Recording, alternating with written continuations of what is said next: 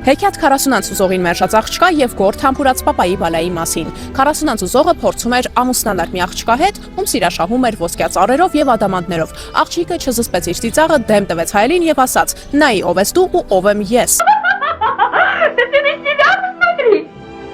Վիրավորված ուզողը 3 տարով կախարդեց այս աղջկան վերածելով գործի, ու այս պատմության զուգահեռ իրականությունում մի թագավոր հրամայեց իր որդիներին անհապաղ ամուսնանալ։ 3 որդիներն էլ լուռ ու մուճ պատասխանեցին. «Հա, պապ ջան, ոնց ասես, ում հետ ասես»։ На ком же тебе желательно нас поженить? Սրամիտ հայրն էլ չգտավ ավելի աշխատող տարբերակ, քան նետով կրակելը եւ այդ տարածաշրջանում գտնվող չամուսնացած աղջկա հետ ամուսնանալն էր։ 2 տղամարդու բախտը բերեց, իսկ երրորդինը ոչ, քանի որ նետ ընկավ գործի ճահիճ։ Գործն էլ ամեն դեպքում իր էությամբ փխրուն աղջիկ էր ու վիրավորվեց, երբ իմացավ, որ երիտասարդը իր հետ ամուսնանալ չի ցանկանում։ Как знаешь,